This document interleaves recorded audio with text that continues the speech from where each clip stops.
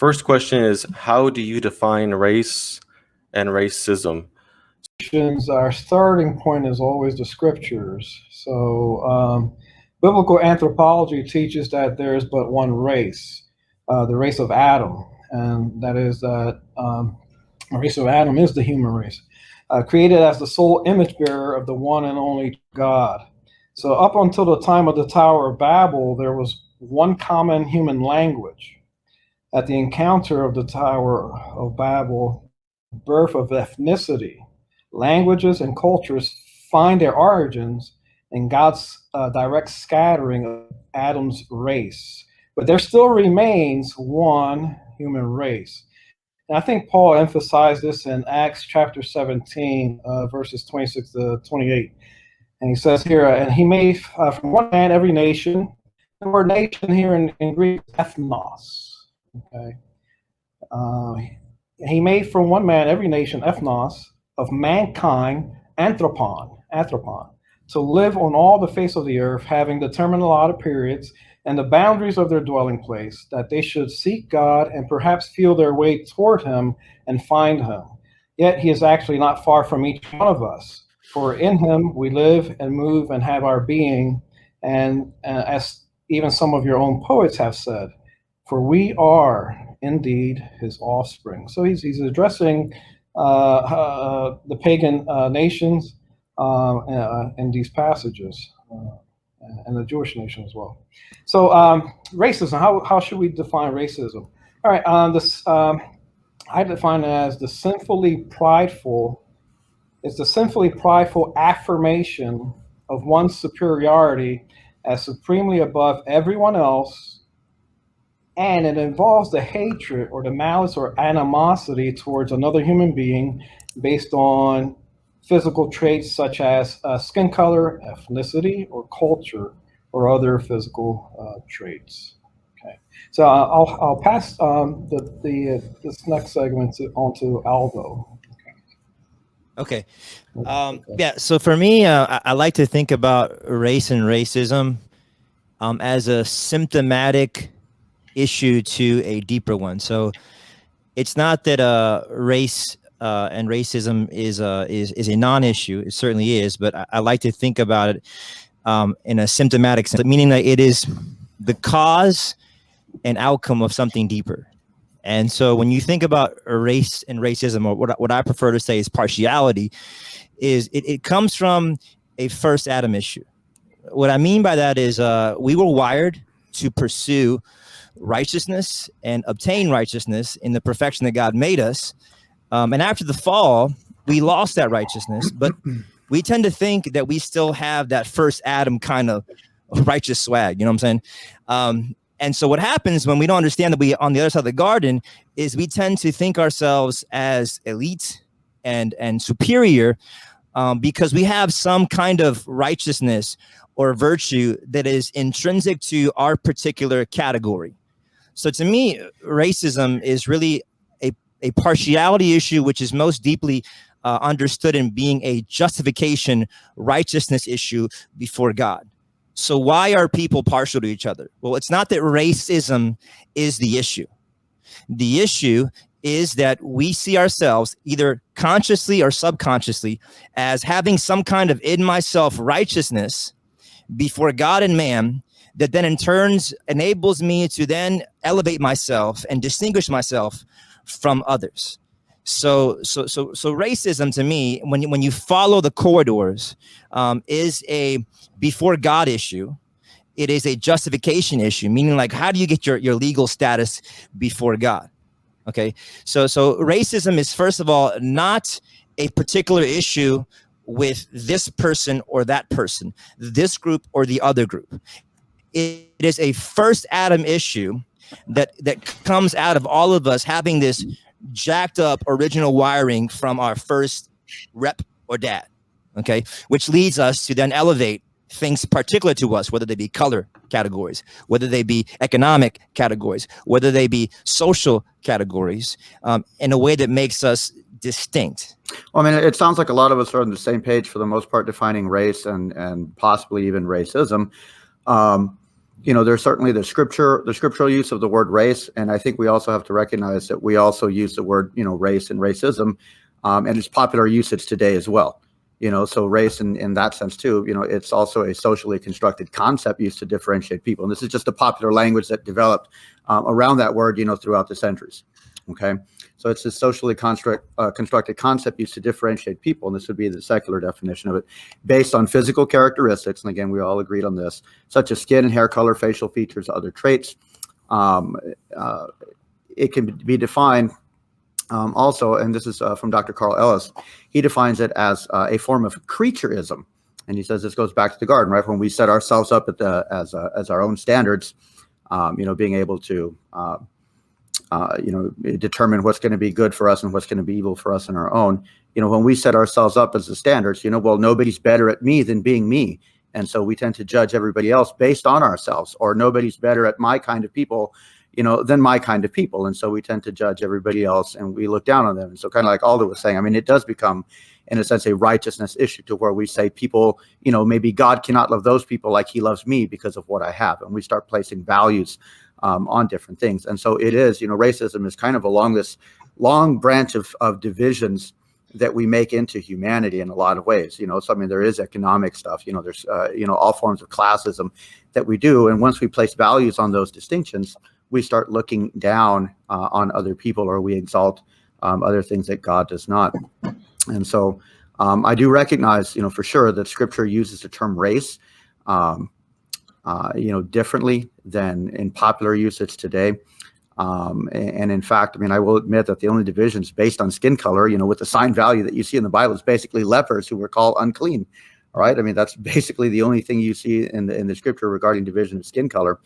But I would acknowledge that, when we start dividing up the human race based on skin color, based on physical traits, this is a sinful division of humanity. I would definitely agree that it does fall into the category of the sin of partiality that James speaks about in James 2, verse 1. And if I could tag along with Moses, I think one of the struggles we have as a church as a whole is that we intertwine so much with race and ethnicity is together. I think to some extent we need to have a healthy dialogue to kind of flesh those out more in general. I think I agree with Moses and Aldo in regards to, like, yes, what ethnicity and race is. Personally, experiencing racism in the South, in Raleigh, North Carolina, because I didn't experience racism to some extent in Miami because everyone was Latinos, everyone was Islanders, we're on the same boat. But when I moved to North Carolina is when I actually started experiencing people call me spick, even though I was 6'3". And I was like, I can break you in a heartbeat. But at the same time, it's just that was my first time really experiencing people saying, what part of Mexico are you from? I'm like, Cuba is an island south of Florida. But again, they don't understand what it means in regards to ethnicities and races. So me personally, when I define racism, I think racism, in my opinion, is when you act in regards to your stated belief about a race. So you actually are taking moments, thinking process. I think we all have some prejudice to some extent to some races, but then when we act on those prejudice and we act in regards to devaluing or breaking down of people, I think that's what racism is. So that's, for me, racism is the action, whether it's verbs, body language, whether it is physically, social, actual structures that we put in place to not allow people to advance in regards to social economics or fill the blank. I think those are acts of racism that's very deep in the West, deep in the United States. So again, for me, racism is defined as actions that people do, whether in their hearts, in their minds, or physically. See, and I think, this is where I would go a little bit further, so not just the acts, but, I would say that racism, would include the society and cultural value system that includes, condones, and perpetuates racism in a sense, so basically it needs a system for the acts basically to be kind of, to be accepted and to be acceptable. There has to be a cultural way of thinking that makes it basically say, this is okay for me to do. I can get away with this. Everybody else is doing this. And so I throw that into the definition of racism, that there's also, in a sense, there has to be the system behind it that lets the overt acts come out. Yeah, and I guess I would just add to the system conversation is that there is a global cosmic system called Babylon that convinces fallen image bearers and even redeemed image bearers that they have some kind of virtue that enables them to elevate themselves over others. So I do want to get behind the geopolitical structures and acknowledge that there is a cosmic spiritual forces of wickedness underneath those structures, which plays into man's depravity and idolatry underneath that. So, because again, I do think that this is beyond a West issue, though it is a West issue. This is every image bearer who is a part of this fallen empire known as Babylon that has this elitism wired in their heart that they play upon the devil. So,